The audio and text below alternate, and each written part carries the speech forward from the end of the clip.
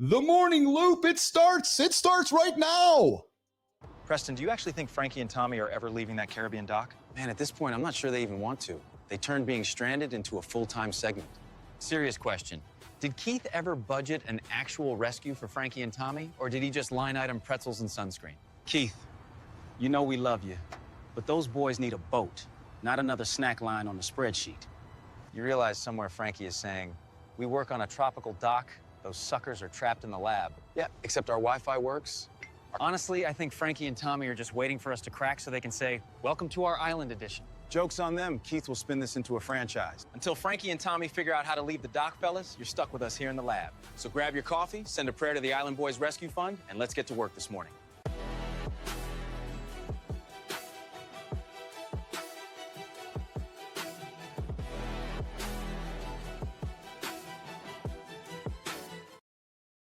Did I hear him say franchise? Oh, hey, big news coming up this morning on the show. Mornings in the Lab with Keith, Jon, and Friends is no more. What? Yeah, 9:30 Eastern time, big news. Dropping it live with you guys here on the show. 9:30 Eastern time, Mornings in the Lab is done. Ha ha ha. Stay tuned for that announcement. Thanks for dropping the word franchise in front of me, Mr. Preston. Hey, guys, you guys can join the show with us live right now. I see Howard over there in the comments. Yeah, they can't stop me. I love it. The company doesn't want me using AI in any company equipment. They say they are tracking any use of AI. I now use my own laptop and my own internet source, Big Brother. Dude, I'm with you, man. So here's what I love about you, pal. You're like, no, I got to get shit done. And I'm not going to let the powers that be. Listen, Jensen Huang yesterday, NVIDIA guy. And I guess I'm just going to say it out loud. My team knows this, but I'll just say it aloud again. Jensen says, y'all got to use AI. Like, there's no ifs, ands, or buts. Essentially, if you're not using AI, you're not going to have a job. You need to automate every single possible task with AI or you don't have a job. That was his mandate. And I have a hard time arguing with that. I do. When I sat down, when Melissa and I got together a couple years ago and started this whole thing, I said, hey, kid, I got to get you leaning into this thing. And she came to the table a little trepid. Now she's leading the charge, leading it. Jimmy, same thing. So, guys, I speak to all of you. If you're not going to embrace it like Holroyd is, you are going to be left behind. There's no effect because the guy that is just running with it. And he's running laps around you. We got a study coming with Anthropic, just, launched a productivity study. And I'm telling you, if you cannot keep up with the pace of innovation, you will not have a job. Because guys like myself will automate it. And I'm sorry, I'm not about firing humans. I'm about driving a business with productivity and making returns on my investment. So if you can't eliminate the task because it can, well, then I'll just replace you. And that's not to be a dick to the people around me. It's just a fact of the matter of the world we're living in. It is. And if you're not going to embrace those tools, you're going to be left behind. So it's actually never been more cut and dried than it is today. So, hey, we're coming up at 9:30. We're going to get into what we are doing here in the lab and how that's all coming together. And I'm excited about it, man, and so forth. So, hey, I got off on my little bit of a tangent there. Hey, Jimmy, do we have an opener for the conversation desk? Because if we do, let's run that. If not, then let's get into it. All right. Well, here's what I'm going to do. I'm going to pivot my big skull. Jimmy? I'm going to pivot my big skull to that first topic. Apparently, Anthropic says that AI could double U.S. productivity growth. Sterling, Preston, what the hell is that all about? Anthropic says current AI could double America's productivity growth. Healthcare tasks, up to 90% faster. That's not a tweak, that's a shift. Man, when software starts doing a 90-minute job in 10 minutes, that's not disruption, that's a new playbook sneaking in. The real question isn't the speed, it's the spillover. What happens when millions of workers suddenly get 80% of their day back? Well, and that's exactly what it is. Is that what's going to happen when people get all their time back? And you got the keeners getting up there doing their shit, and the guy sitting around not doing nothing is not going to have a job very much longer. So, I got to tell you, as a leader, I'm loving these studies because what it's doing, Johnny, is it's pulling the lazy asses out of the world. You sitting around, you're not productive? I don't got time for you. What's going on, brother? How are you today? I'm good, brother. How are you? I'm fantastic. I'm a little cold this morning, man. It's cold here in Northern Fuck California. off. Oh shit. Hey, my lovely wife says, "Oh, I like Johnny's tracksuit." I got to before I forget. She wanted to throw some love at you. She thought you were looking pretty sharp yesterday. Well, thank you. I appreciate that. Maybe she didn't notice your clean face as well. That was part of it. Dude, I probably have like, because when you get these are kind of like Letterman's jackets. When you first get a sponsorship deal, they give you one of these with your name on it. So Yes. And it's in high school when you letter, it's like, oh man, you got your jacket. You know what I mean? Yeah, In the fitness industry, usually when you get one of these, that means you're getting a paycheck. Oh, I guess so. Yes. Yeah, because you're associated with something, right? It's like the guy with the sneakers yesterday, right? You're a walking billboard. Yeah, I mean they don't spend a few $100s on a suit for you, No. unless you're worthy of it. So hey, I'm eager to ask, how was the visit with mom? And brother, I feel these might seem like trivial questions, but they're actually not to me, and I'll tell you why. Because I'm only going to get a chance probably to ask these questions a few times over the next number of years. So I'm really purposeful and meaningful and intentional when I say, how was your time with mom yesterday? It was good. It was really good. Yeah. We dropping bombs. We got over there a little later yesterday. Okay. She was kind of moving slow, so I think we got over about lunchtime. Normally we get over there for kind of late breakfast. So okay, yeah. Today she said let's get together earlier. So we got another day. Oh, nice. So, yeah, today will be cool because our youngest daughter is actually coming, but she won't be there till the late afternoon, early evening. Oh, that's fun. So I have another day just kind of hanging with her, which is cool. That's awesome. That's awesome. Hey, the bottom of the hour. Good morning, Soyosad. Good morning. Welcome to the show. Good morning, babes. We got my lovely bride here on the show. She's under the weather here today, so she's not feeling it very good here today. Hopefully, she can take some time to find some ways to feel better today. So, Johnny, I pride myself on predicting future. I pride myself on just putting stuff on the table that we know is coming. And you're good at that. You're good at that. Yeah. So if it's important to you, maybe it's not, maybe it is. And as you know, I like to joke often with this bullshit. But Sterling Preston, what's Apple got in the plans for 2026 with their iPhone? What's going on over there? Apple's first foldable iPhone might drop in 2026 for $2,399, officially becoming the most expensive iPhone ever made. A $2,400 phone, man? At that price, Apple better fold my laundry, rewrite my budget, and fix my hinge trauma. Price aside, the crease-free design's the real play. If Apple solved that, they might have just changed the entire foldable category. Yeah, there you go. So folks are freaked out, man. Gone are the days, Johnny. Remember when we first got phones, it was like free or $500 or $600. You remember? I'm serious. You remember those phones back in the days, early days? And it was like this. You were like holding a fucking old shoe. An old shoe. Yeah. I swear to God, it was like take an old shoe, and hold the fucking sole, and then put where your ankle goes up to your ear. That's about what it was. So they've taken that shoe and they've shrunk it down to a dual screen iPhone next year. So hey brother, dude, real quick on this level. Yeah. I mean, Musk has got one coming out. It's supposed to. I mean, it's supposed to just whoop the shit out of the Apple, and it's like $700. Yeah, so I think it's going to be a few years away for that one. But I would suspect so. So I'm thinking more about I know you're a markets guy. I know you play the markets. I would say that if you got any plays in Apple, or if you're in the market with Apple, and I know they're not an inexpensive play, but dude, I did that last time they fucking released the phone. I got fucking tagged. Did you? Yeah. Oh fuck. I was like, oh, it's gonna blow up. I had I put like 10 grand in a fucking short option, just fucking. Okay, I'm going to change the topic on this one then. Well, that's the name of the game, though. That's absolutely. You lose that 10 on one, but that 10 turns into 150 on another one. That's it. That's exactly right. That's exactly right. So here's something that's interesting to you. Hey, Sterling Preston. Apparently, some scientists have discovered a microprotein that controls fat storage. Boys, Scientists found a tiny microprotein called adipogenin that controls how your body stores fat. 80 amino acids, massive impact. Crazy part is it stabilizes seep in the protein. Nobody fully understood. Tiny molecule, huge role in fat biology. If this microprotein is a real lever, we're talking new paths for obesity, diabetes, even fat distribution disorders. Big implications ahead. I love these studies. This is Mott C right here.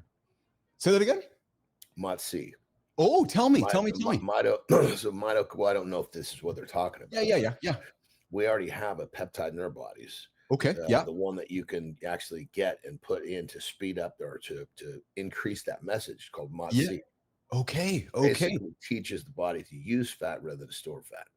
This is exactly why I put these topics. So does retatrutide. There's a handful of these things that do it. This is exactly why I put this in. I'm sure this is a drug. They're trying to say they got a drug for it. Yeah, no, you're absolutely right. But this is why I put this on the table, because when I find these topics, I'm like, okay, this fits our dialogue, this fits our conversation. I can bring the table from the world of, Western science and what they've researched, and you can bring the perspective. Okay, well, this is the real world experience expertise stuff, because this stuff's important to folks. You and I've been living our entire life waiting for remember growing up, oh, if I could just take a pill to lose fat. Well, here's the day. Right. So, and there's constant studies with that kind of stuff. So I thought this was quite interesting. And I get fascinated by how the fact that science can just. But real quick, let's back up. Yeah. On that level. You're so correct. That's what everybody's looking for. Yes. Every single talk I do, that's more than 30 seconds. I believe that. Get into something. Yes. Or actually break something down. One of the things I'm going to say is, look, if you're not putting the foundational work in, don't think this is going to change anything.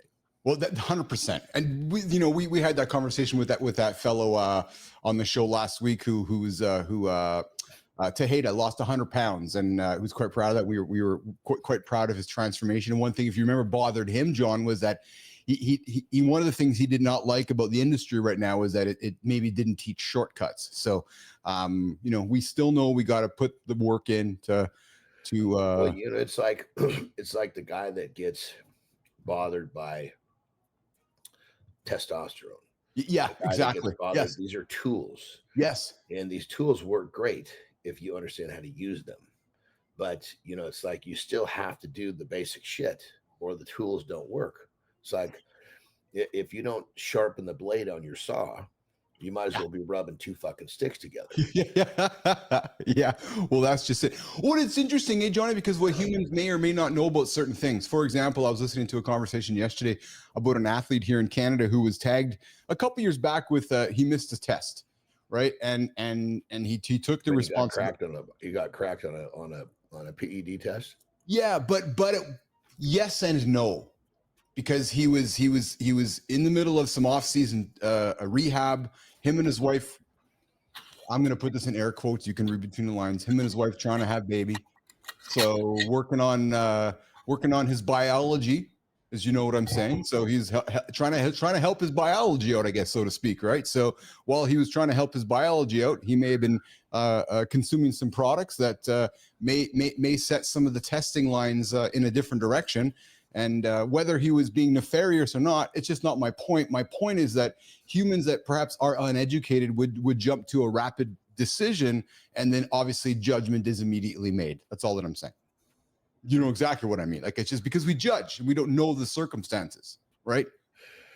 Well, and the crazy part is if he was, these same people that get bent out of shape about this, they don't give us damn if someone's on 5 medications, blood pressure and cholesterol and all this other bullshit. Don't even start with me. Hey, so Johnny, I pride myself on sensing the future. Well, apparently Sterling and Preston have a story. Popular Mechanics, again, a magazine, some big thing you and I grew up with. They released a multi-part video series examining the contentious scientific debate over folks that potentially can sense the future. Jimmy, let's run this clip. I want to talk about it with Johnny. And I got a question. Mechanics is diving into precognition, the claim humans can sense future events. Scientists are split between tiny effects and total skepticism. Some researchers swear the effect is real. Others say mixed replications and experimental flaws make it look more like psychology than prophecy. Whether it's quantum weirdness or bias in disguise, the debate keeps circling back to one thing: why nobody can replicate it cleanly. Hey, Danny, I see your question. I'm going to get your question in a quick second. Coming up in a few minutes, Johnny, we got a young lady on the show here today, Sheryl Raphael Whitaker, spent 17 years in corporate, and then she left and saved your company $14 million and has gone on her own big journey in life. So I'm excited to bring her onto the show. She brings a ball of energy. I think she's coming today. Yeah, she's coming today. I think we're gonna have some energy with the young lady coming up here in about that. You recognize that I'm on kind of a monotone because of my surroundings. I know. Correct? I know. Yeah, 100%. I understand how the whole thing works, my brother. I understand how it all works. So here's a question for you. I'm sorry, question for you from our audience. Hello, old musclehead here. Good to see you, Danny Thomas. Old musclehead here. Joints hurt. How long should I take peptides for just age-related issues, not a specific injury? Is it a 1 of 3 month regimen enough? Do I take it for like a year or two? Or so before Jon answers that, Danny, I know John's gonna have a thousand questions for you, but I'm gonna suggest to him just to preface this with some basics, and then if you guys want to connect, Danny, Donnie, you guys connect off show. But Johnny, get after this one for brother. You know, very rarely does someone give me enough information, and my boy did that here. Oh yeah. So, oh, there you go. Yeah, because I mean it's a basic enough question. He's not asking something so specific. Yes, missing. You know, so basically, think of these healing peptides, and the top ones are going to be, and the three that are going to be put together would be BPC 157, TB 500, and GHKCU. Think about this: you use something like this, how long is going to be up to how you feel? Get yourself feeling better. You stop, there's a downstream effect. So it's going to keep working. Question is, how long is it going to take you to feel better? And then when you stop, how long will you continue to feel good? And when it's over, you repeat the cycle.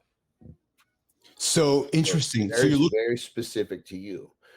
Like the amount of damage that you have, so to speak, would determine how long you might need to be on it, or how much you would take for that matter. Once you start a peptide regimen, will you end it, or not you, but rhetorically, will one end it, or will one be on it for the rest of their life, or is that a hard question to answer? I mean, generally speaking, peptides, I explain to people like this, because they get thrown in the same category as, say, TRT. Okay. Yes. So especially for 50-year-old and TRT, you start, you're not getting off that train, because you come off. Your levels go back down. They're not going to naturally come back up. That's why you're on it. Yes. Okay. Right? Okay. Yeah.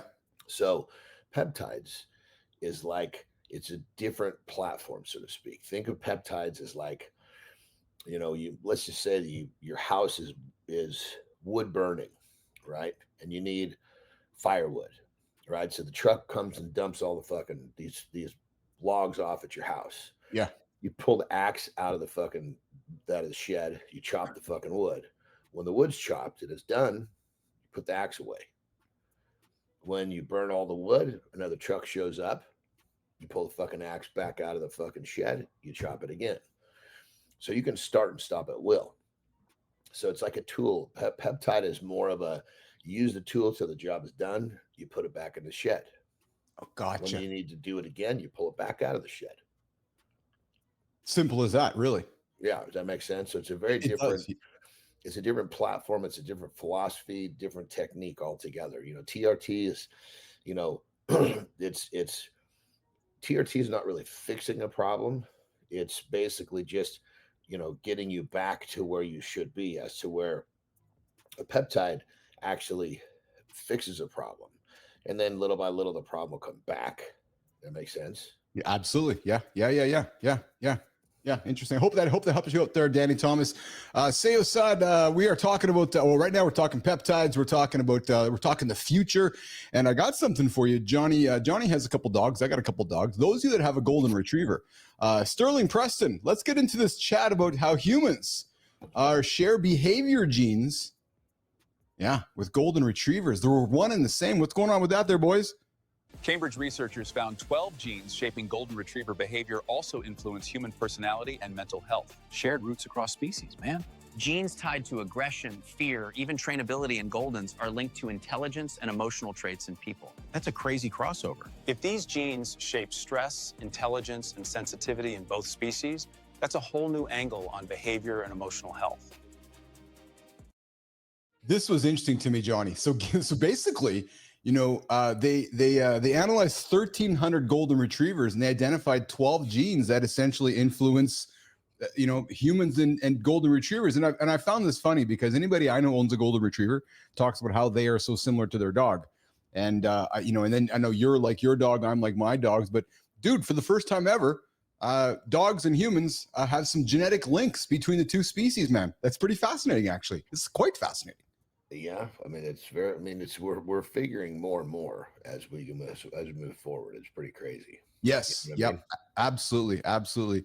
Sheryl Raphael Whitaker, I see you there in the green room. We're going to bring you up here in a quick couple minutes here. Matt says my dogs don't wear jeans, only sweaters. Ha ha ha.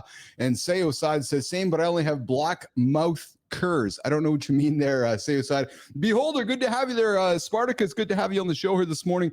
Coming up in a couple minutes, we get Sheryl Whitaker joining Mornings in the Lab with Keith, Jon, and friends. So Johnny, here's what we'll do. We'll do a 90-second intro with Sheryl or so. If you want to step away for a quick little break, we'll do that.